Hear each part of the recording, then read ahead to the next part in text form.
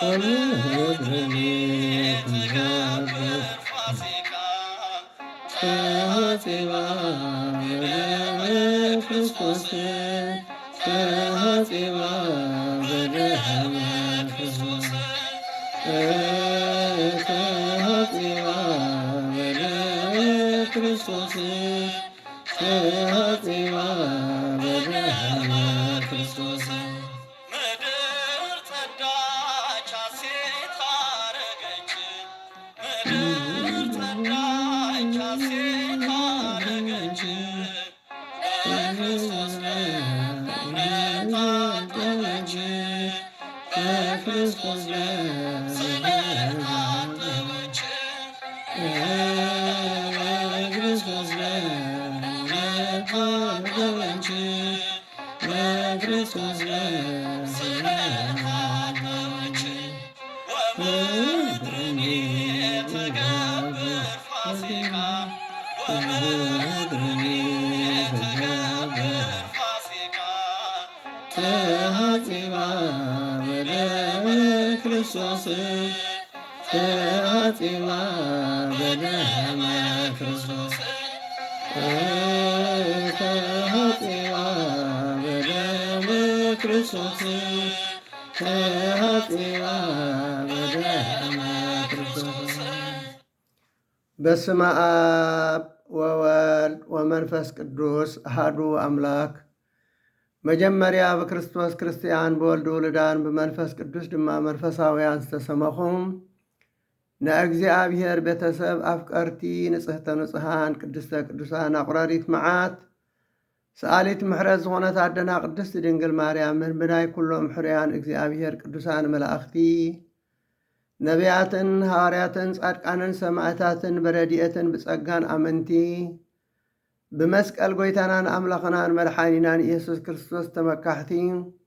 ኣብዛ መገዲ ሓቅን ጽድቅን መገዲ ህይወትን ድሕነትን ዝኾነት ኦርቶዶክሳዊት ተዋህዶ ቤተ ክርስቲያን ኣመንቲ ዝኾንኩም ህዝበ ክርስቲያን ከመይ ቀኒኹም ድሓን ደቐኒኹም ከመይ ኣለኹም መቸንበተን ኩሉ ግዜ ምስጋና እግዚኣብሔር ዝለመዳ ከናፍርኩምን ኣብኩምን ነቲ ሰማይን ምድርን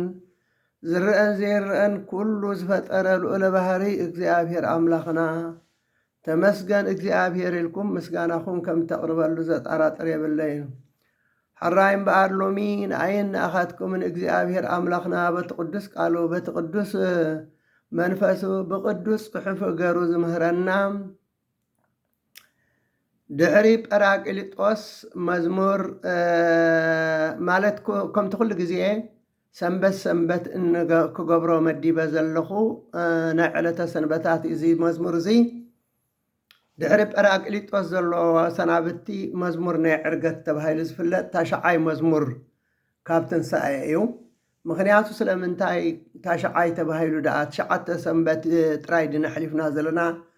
ክበሃል ይከኣል እዩ። ትሽዓተ ሰንበት ጥራይ ኮንና ንሕሊፍና ዘለና ግን እቲ መዝሙር ናይ ሰንበት ኣብ ዳግማይ ትንሳኤ እቲ መዝሙር ናይ ሰንበት ናይ ትንሳኤ ዝበሃል ኣብ በዓለ መንፈስ ቅዱስ እቲ መዝሙር ናይ ትንሳኤ ስለ ዝበሃል በዚ ምኽንያት እዚ እዩ ታሽዓይ መዝሙር ንብል ዘለና። ኣራእዩ መጀመርያ በቲ ሊቃውንቲ ዘብፅሕዎ መዝሙር እየ ክጅምር። ሊቃውንቲ ኣብ ቤተ ክርስቲያን ብጸናጽል ብኸበሮ ብሸበሸቦ ብመረግድ ብኣንኡስ መረግድ ብወረብ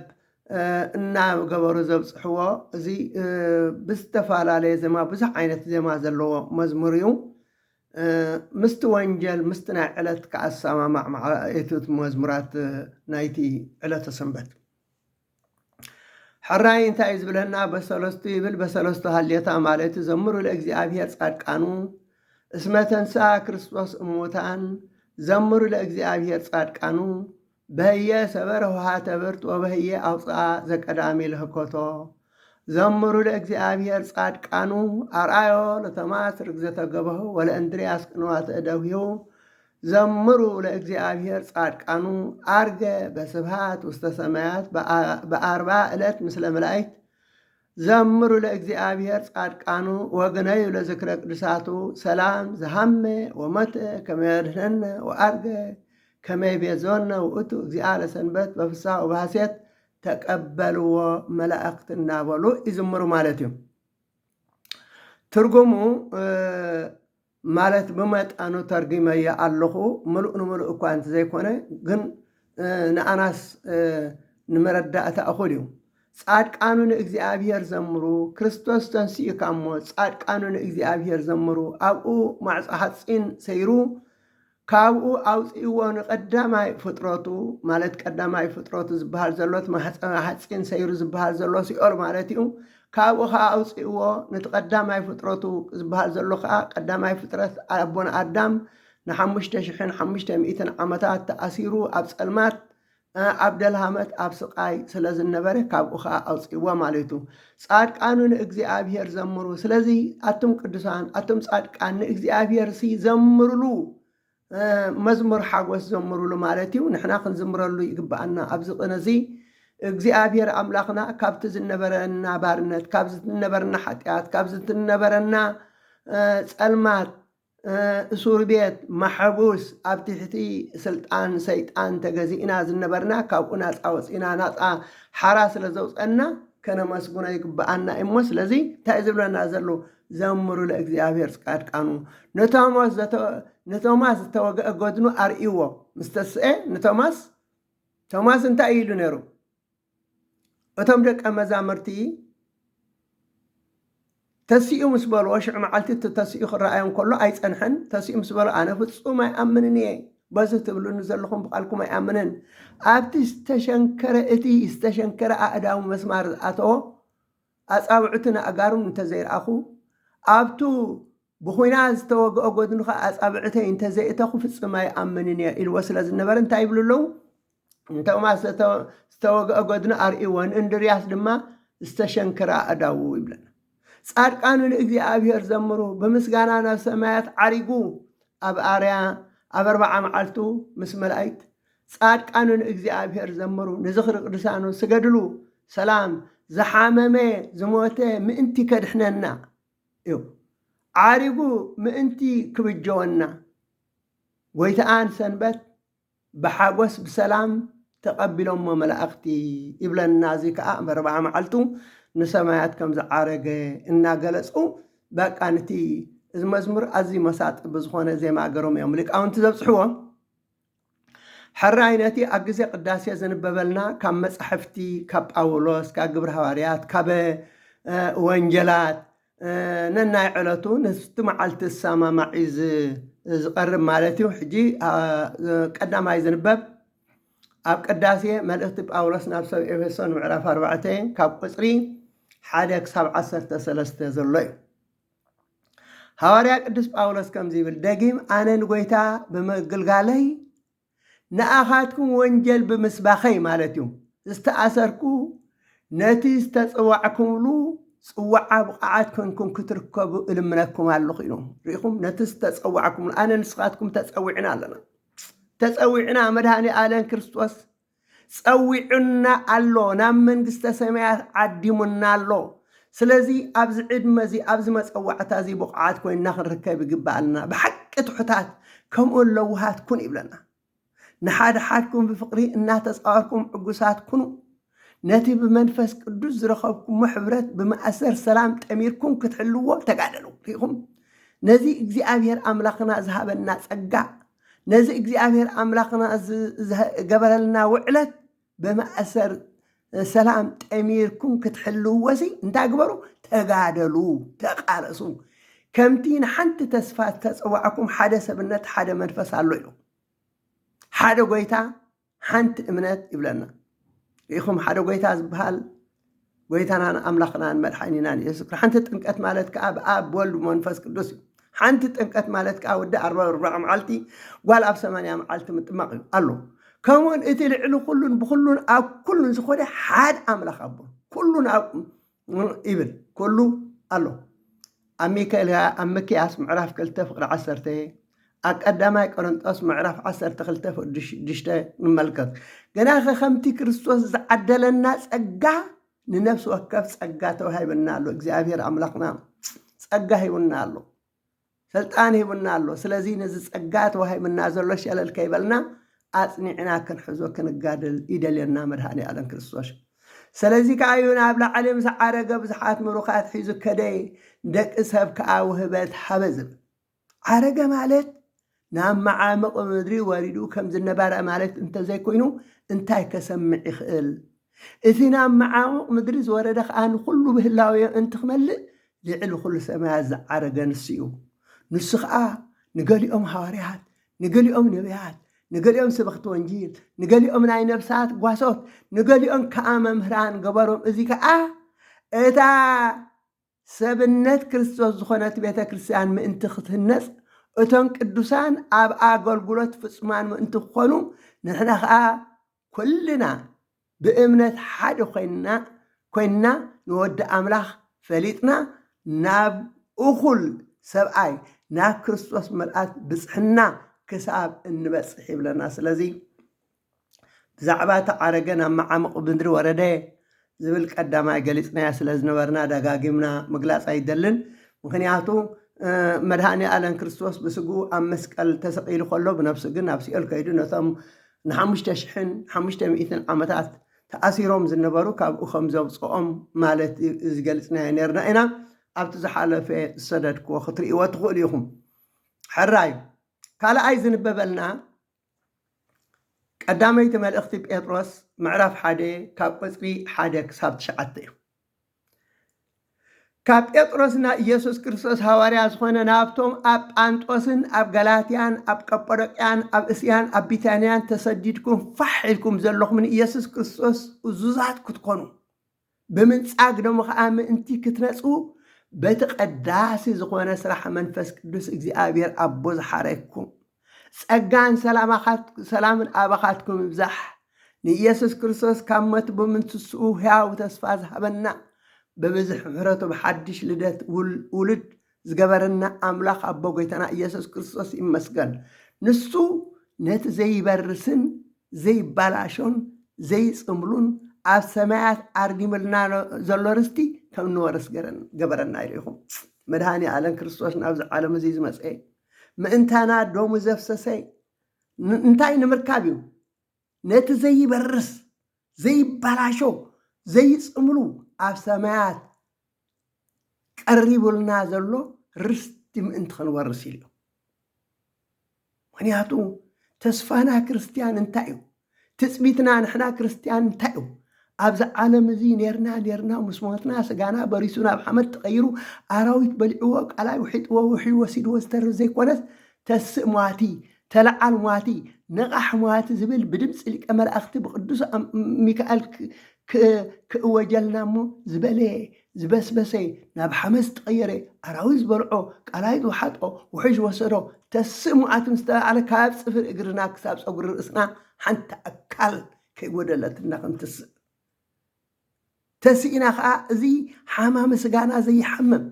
እዚ መዋቲ ስጋና ዘይመውት እዚ ድኻሚ ስጋና ዘይደክም እዚ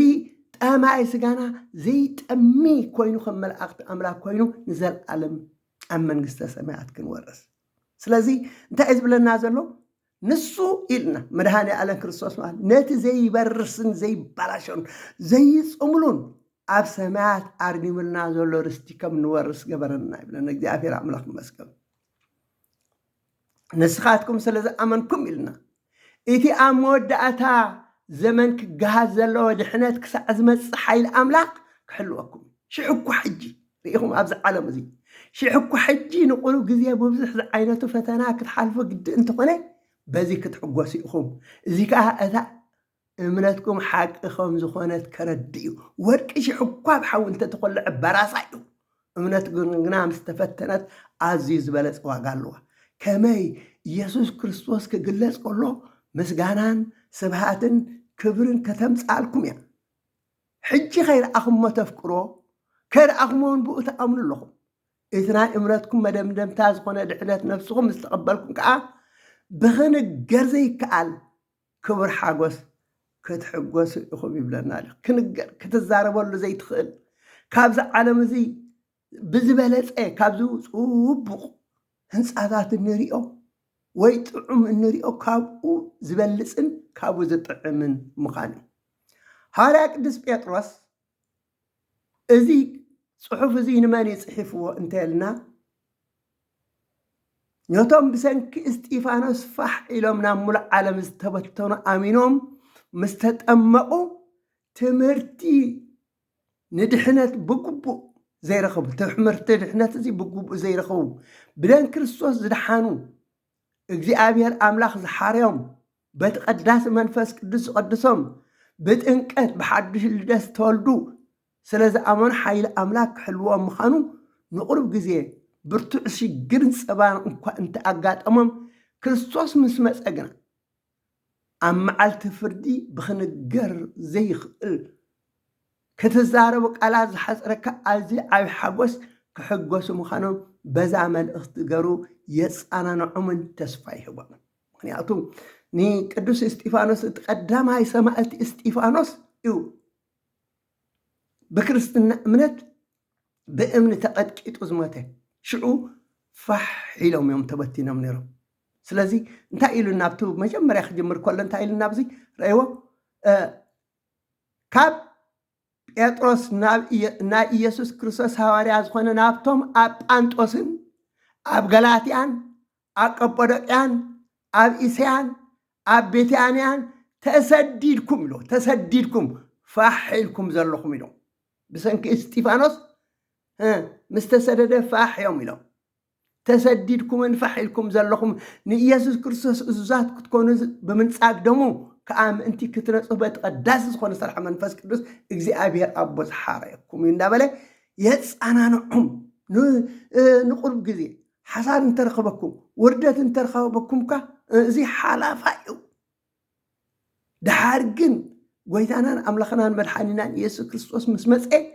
ብክንገር ዘይከኣል ብክትዛረቡ ዘይከኣል ዓብይ ሓጎስ ክትሕጎሱ ኢኹም እናበለ ተስፋ ይህቦምን የፃናንዖምን ማለት እዩ። ኣብ ግብረ ሐዋርያት ምዕራፍ 8 ፍቅዲ 1 ንመልከት ፋሕ ከም ዝበሉ ኣብኡ ክገልጸልና እዩ። ሕራይ ቀፂሉ ዝንበበልና ግብረ ሐዋርያት ምዕራፍ 8 ካብ ቁፅሪ 14 ክሳብ 25 እዩ። ኣብዚ ቃል እዚ እንታይ ይብለና? እቶም ኣብ ኢየሩሳሌም ዝነበሩ ሐዋርያት ከተማ ሰማርያ በአምላኽ ከም ዝኣመኑ ምስ ሰምዑ ንሐዋርያ ቅዱስ ጴጥሮስን ንሐዋርያ ቅዱስ ዮሐንስን ለኣኸሎም ይብለና። እዚ ዘጠምቆም ዘለውን ካብቶም ፋሕ ዝበሉ ፊልጶስ ዝተባሃለ ዲያቆን ካብቶም 7 ዲያቆናት ምስ እስጢፋኖስ ዝተመርፀ እዩ። ንቅድሞኦም ግን እንታይ ኢሎም ቶም ፋሕ ዝበሉ እንታይ እዮም ዝገብሩ? ንቅድሞኦም ይሰብኩ ንቅድሞኦም ይምህሩ እዮም ነይሮም። ፋሕ ኢሎም ተበቲኖም እቲ ትምህርቲ ግን ኣይገድፍዎን። ካብ ኢየሩሳሌም እኳ ይፅኡ እምበር እናኸዱ ወንጀል ይሰብኩ ነይሮም ዓዲ ዓዲ። ስለዚ ሰማርያ ከተማ ሰማርያ ብኣምላክ ከም ዝኣመኑ ምስ ሰምዑ ንሐዋርያ ቅዱስ ጴጥሮስን ንሐዋርያ ቅዱስ ዮሐንስን ለኣኽሎም እሞ ንሳቶም ወሪዶም መንፈስ ቅዱስ ምእንቲ ቅበሉ ጸለይሎም ይብለና። ጸለይሎም ምክንያቱ ብስም ጎይታና ኢየሱስ ክርስቶስ ደኣ ተጠሚቆም ነበሩ እምበር መንፈስ ቅዱስ ገና ኣብ ሓደ ካብኦም እኳ ኣይወረደን ነበረ። ሽዑ ኣእዳዎም ኣንበርሎም እሞ መንፈስ ቅዱስ ተቐበሉ። ሲሞን ከዓ መንፈስ ቅዱስ በቲ ምንባር ኣእዳው ሐዋርያት ከም ዝተቐበለ ምስ ረአየ እቲ ኢደይ ዘንብረሉ መንፈስ ቅዱስ ምእንቲ ቅበልሲ ንኣይ ከዓ እዚ ስልጣን እዚ ሃቡኒ እናበለ ገንዘብ ኣምፃእ ኣሎም ይብለና። ዝገርም እዩ። እስኪ ስለምንታይ እዩ ምስ ተጠመቁ መንፈስ ቅዱስ ዋላ ናብ ሓደ ካብኦም ኣይወረደን ዝበለና እንተበልና እቲ ዘጠመቆም ፊልጶስ ወንጀላዊ ዲያቆን እዩ ዝነበረ እምበር ክህነት ኣይነበሮን። ኣስተውዕሉ። እቲ ዘጠመቆም ፊልጶስ ወንጀላዊ ካብቶም 7 ዲያቆናት ኣብ ግብረ ሐዋርያት ምዕራፍ 6 ፍቅዲ 5 ረኣይዎ ዲያቆን እዩ ዝነበረ እምበር ክህነት ስለ ዘይነበሮ መንፈስ ቅዱስ ተጠሚቆም ነረን፣ ግን መንፈስ ቅዱስ ኣይተቀበሉን። ኣብ ግብረ ሐዋርያት ምዕራፍ 6 ፍቅዲ 5 ንመልከት። ግብረ ሐዋርያት 21 ፍቅዲ 8 እቶም ክህነት ዝነበሮም ሐዋርያት ቅዱስ ጴጥሮስን ቅዱስ ዮሐንስ ግና ጸልዮም ኣእዳዎም ምስ ኣንበርሎም መንፈስ ቅዱስ ናብኦም ወረደ ይብለና። ስለዚ ኣብዚ ግዜ እዚ ከነስተውዕሎ ዝግባአና ኣሎ። ጥምቀት ብክህነት ዝተቐብኡ ካህናት እምበር ብካልእ መንፈስ ቅዱስ ኣይዕደልን እዩ መንፈስ ቅዱስ ክወሃብ ኣይኽእልን እዩ መናፍቃን ነጠመቐኩም ኣለና እናበሉ ኣብ ቃላይ ዘጥሕልዎም ኣብ ቃላይ ጠሊቕቃ ምሕፃብ እንተዘይኮይኑ ካልእ ዋላ ሓንቲ ትርጉም ዘለዎ ይኮኑ መንፈስ ቅዱስ ክትቅበል ኣይትኽእልን ምክንያቱ በቶም ዝግብኦም ካህናት መዓርግ ዝተዋሃቡ ካህናት እንተዘይኮይኑ መንፈስ ቅዱስ ኢልካ ቃላይ ደኣ ዋላ ዝኾነ ሰብ ክጥሕለካ ይኽእል እዩ ግን ቃላይ ምጥሓል ኣይኮነን መንፈስ ቅዱስ ከዓ ክወሃበካ ኣሎ ህራይ ቀፂሉ ሃዋርያ ጴጥሮስ ግና ነቲ ሲሞን ጠንቋሊ ገንዘብ ሃቡኒ ንኣይ ከዓ ከምዚ ንስኻትኩም መንፈስ ቅዱስ እትዕድልዎ ዘለኹም ክዕድልሲ እዚ ስልጣን እዚ ክውሃበንሲ ህንኩመ ገንዘብ ምሃቡኒ ኢልዎም ሃዋርያ ቅዱስ ጴጥሮስ እንታይ ብሎ ሃዋርያ ጴጥሮስ ግና ነቲ ህያብ ኣምላኽ ብገንዘብ ክትዕድጎ ስለ ዝሓሰብካ ገንዘብካ ምሳኻ ይጥፋእ ልብኻ ኣብ ቅድሚ ኣምላኽ ቅኑዕ ስለ ዘይኮነ ከዓ ካብዚ ነገር እዚ ክፍሊ ወይ ግደ የብልኻን እምበኣርከስ ካብዚ ክፍኣትካ እዚ ተነሳሕ ምናልባሽ ሓሳብ ልብኻ እንተገደፈልካ ንእግዚኣብሔር ለምኖ ኣብ መሪር ቅንእን ኣብ ማእሰርቲ ሓጢኣትን ከም ዘለኻ ይርአካ ኣለኹ በሎ ሲምዖን ከዓ ካብዚ ዝበልኩምኒ ነገራት ሓደ እኳ ከይበፅሕንስ ንእግዚኣብሔር ለምኑለይ በሎ እኖ ከዓ ንሳቶም ምስ መርከሩን ቃል እግዚአብሔር ምስ መሃሩን ኣብ ብዙሓት ዓድታት ሰማርያ ወንጀል እናሰበኹ ናብ ኢየሩሳሌም ተመርሱ ይብለና ሲሞን ጠንቋሊ ሐዋርያት ኢዶም ምስ አንበሩሎም መንፈስ ቅዱስ ከም ዝተቀበሉ ምስ ረአየ ንኣይውን እዚ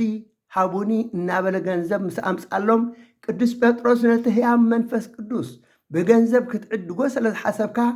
ገንዘብካ ምሳኻ ይጥፋእ ልብኻ ኣብ ቅድሚ ኣምላኽ ቁኑዕ ኣይኮነን ተነሳሕ ሓጢኣትካ ክገድፈካ ንእግዚኣብሔር ለምኖ ብሓጢኣት ተኣሲርካ ኣለኻ በሎ ካብዚ እንመሃሮ እንታይ እዩ መንፈስ ቅዱስ ማለት ጥምቀት ብገንዘብ ኣይሽየጥን ብገንዘብ እውን ኣይዕደግን ኢኹም ጥምቀት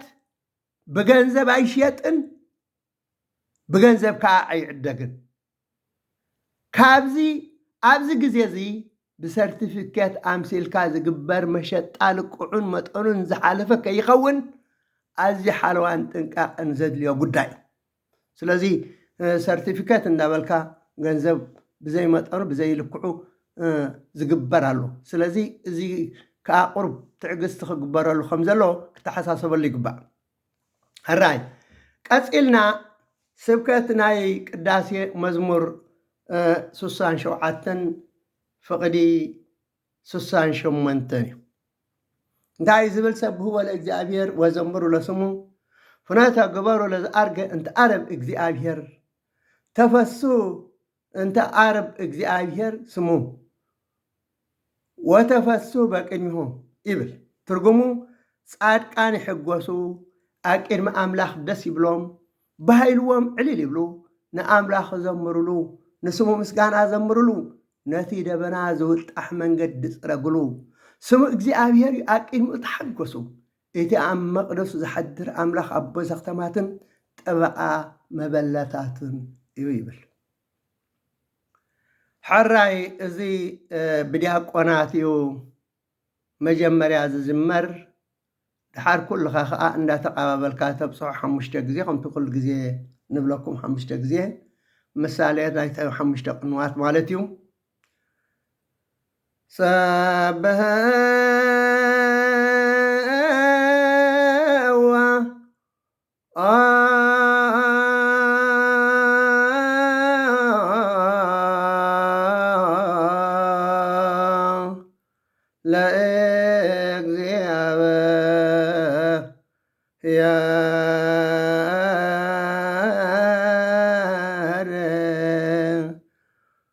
ወዘምሩ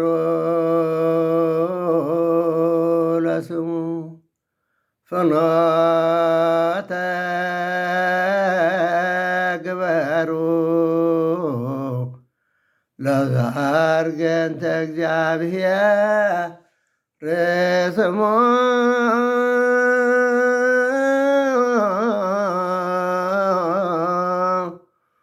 وتفسم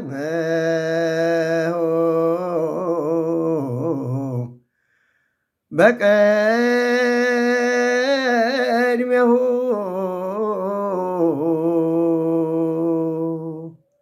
ጻድቃን ይሕጐሱ ኣብ ቅድሚ ኣምላኽ ደስ ይብሎም ባሃይልዎም ዕልል ይብሉ ንኣምላኽ ዘምርሉ ንስሙ ምስጋና ዘምርሉ ነቲ ደመና ዝውጣሕ መንገዲ ጽረግሉ ስም እግዚኣብሔር እዩ ኣብ ቅድሚኡ ተሓጐሱ እቲ ኣብ መቕደሱ ዝሓድር ኣምላኽ ኣቦ ዘኽታማትን ጠበቓ መበለታትን ይብል ቀጺሉ ዝንበበልና ወንጌል እዩ ወንጌል ዮሐንስ ምዕራፍ 16 ካብ ቁጽሪ 25 ክሳብ ፍጻሜ ከምዚ ይብል እዚ ኩሉ ምስላኤ ዝዛረበኩም ዝተዛረብክኹም ብስውር ምስጢር እየ ዝነገርክኹም ካብ ሕጂ ንድሓር ግና ብዛዕባ ኣቦ ምስላ ዘይኮነስ ንኣኻትኩም ብግልፂ ዛረብ ዘላ ግዜ ክትመጽእ እያ በታ መዓልቲ እቲኣ ብስመይ ምእንታና ብዝተሰቕለ ወድኻ ኢልኩም ክትልሙኑ ኢኹም ኣነ ነቦ ምእንታኹም ክልሙኑ እየ ኣይብለኩምን እየ ርኢኹም እንታይ ነቦ ምእንታኹም ክልሙኑ እየ ኣይብለኩምን እየ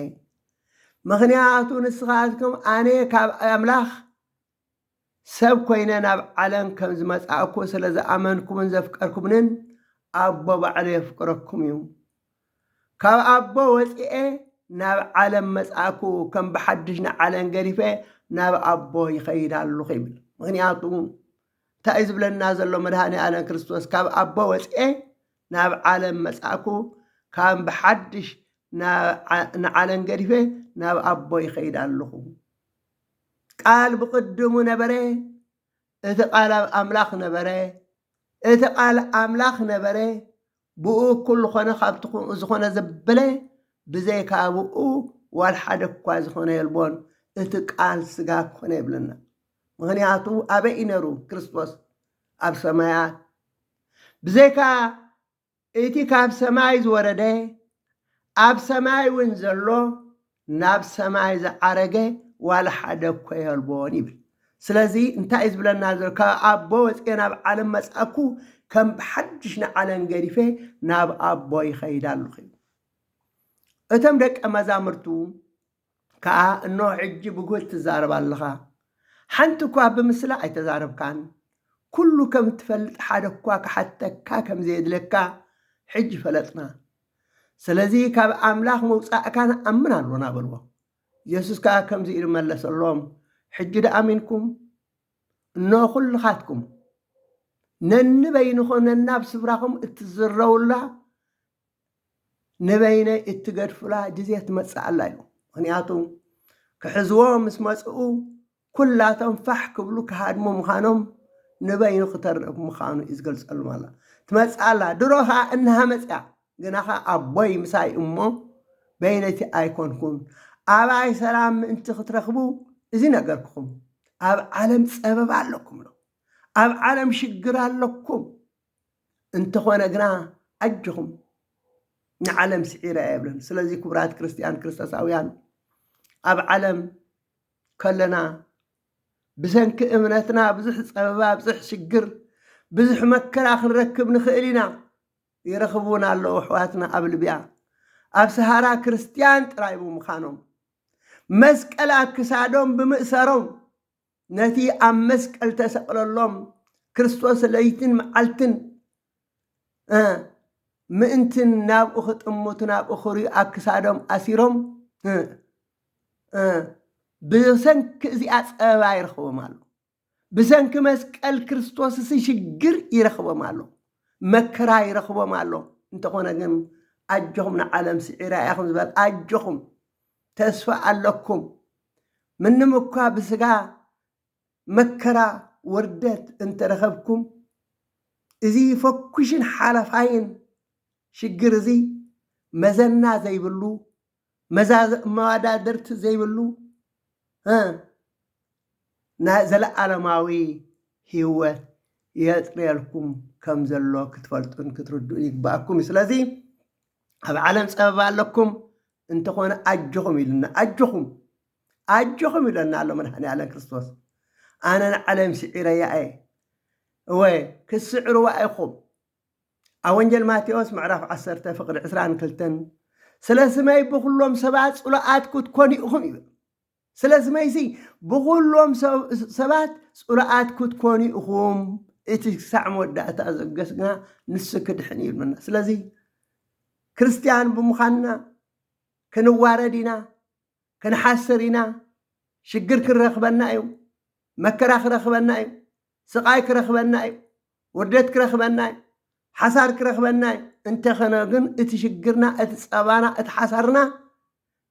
ግዝያዊ እዩ እዚ ከዓ ዘለዓለማዊ ዝኾነ የጥርየልና ኣሎ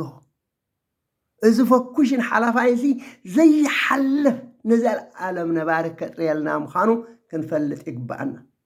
ኣብ ያዕቆብ ምዕራፍ 1 ፍቕዲ 12 እንታይ ይብል እቲ ብግዜ ፈተና ዝዕገስ ሰብኣይ ብፁዕ እዩ ተዓጊሽና ነቲ ዝመፀና መከራ ሽግር እንተዳ ሓሊፍናዮ ብፅና ኣለና ቅድስና ኣለና ተፈቲኑ ምስ ወፅአ ይብለና ተፈቲኑ ካብቲ ሽግር ተፈቲኑ ምስ ወፅአ እቲ ነቶም ዘፍቅርዎ ዘተስፎም ኣኽሊል ህይወት ክቕበል ይብልን ኣኽሊል ህይወት ነቶም ተፈቲኖም ዝወፁ ብሽግር ብመከራ እምነቶም ከይቀየሩ ኣብ እምነቶም ነቲ መከራ ዝተቐበሉ እግዚኣብሔር ኣምላኽ ነቶም ዘፍቅሮ ምክንያቱ እዚ ኩሉ መከራ እዚ ኩሉ ሽግር ዝረኽበኩም ዘሎ ኣብ እግዚኣብሔር ኣምላክኩም ኣብ ክርስትና እምነትኩም ፍቅሪ ስለ ዘለኩም ጥራይ ካልእ ኣይኮነን እቲ ነቶም ዘፍቅርዎ ዘተስፎም ብሓቂ ነቶም ዘፍቅርዎ ተስፋ ሂቡና ኣሎ ዘተስፎም ኣኽሊል ህይወት ክቕበል እዩ ነቲ ዝመፀካ መከራ ኣይትፍርሓዮ ክሳዕ ሞት እሙን ኩን ኣነ እውን ኣኽሊል ዓወት ኣኽሊል ህይወት ኣኽሊል ክብሪ ኣኽሊል ጽድቂ ክበካ እየ ከም ዝበለ ኣብ ራእይ ምዕራፍ 2 ፍቕዲ 10 ስለዚ ኣኽሊል ኣለኩም ዘይፅሙር ኣኽሊል ዘይበርስ ኣኽሊል ዘለዓለማዊ ኣኽሊል ኣለኩም እሞ ስለዚ ኣብ እምነትኩም ፀኒዕኩም ክሳዕ መወዳእታ ክትፍፅሙ እግዚኣብሔር ኣምላኽ ይሓግዝኩም ሕራይ ቀፂሉ ዝንበበልና ቅዳሴ ዲዮስቆሮስ ዝኸውን ምክንያቱ ኣብዚ ትንሳኤ ብዝያዳ ዝቅደስ ካብቶም 12 ቅዳሴታት መብዛሕትኡ ግዜ ብዕለተ ሰንበት ብፍላይ ቅዳሴ ዲዮስቆሮስ ስለዚ ቅዳሴ ዲዮስቆሮስ ቅዳሴ ተዳሊልና ዘሎ ናይ ፅባሕ ሰንበት እግዚኣብሔር ኣምላኽ ዝተባረኸ ዝተቀደሰ በዚ ቅዱስ ፅሑፉ ገሩ እግዚኣብሔር ኣምላኽ ይቀድሰና ኣብ እምነትና ፀኒዕና ኣኽሊል ህይወት ኣኽሊል ክብሪ ኣኽሊል ዓወት ኣኽሊል ጽድቂ ንኽንረክብ እግዚኣብሔር ኣምላኽ ይሓግዘና ፅን ኢልኩም ስለ ሰማዕኩምን የመስግን ጸጋ ጎይታናን ኣምላኽናን መድሓኒናን ኢየሱስ ክርስቶስን ፍቕሪ ኣምላኽን ሕብረት መንፈስ ቅዱስን ምስ ኮላትና ይኹን ኣሜን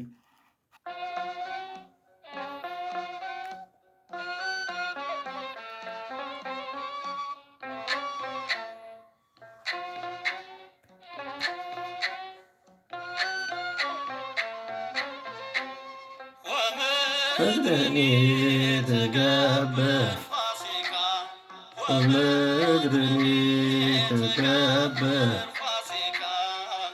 تهاتيبا بدم كريستوس تهاتيبا بدم كريستوس تهاتيبا بدم كريستوس تهاتيبا بدم كريستوس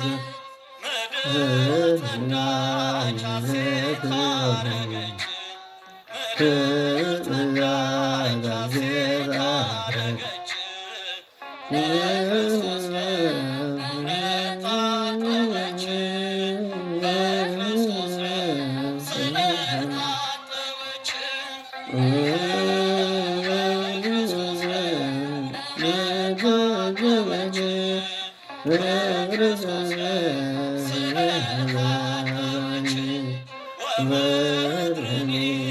ትገብር ፋሲካ ወበርህኒ ትገብር ፋሲካ ተሃጽባ በደመ ክርስቶስ ተሃጽባ በደመ ክርስቶስ ተሃጽባ በደመ ክርስቶስ ተሃጽባ በደመ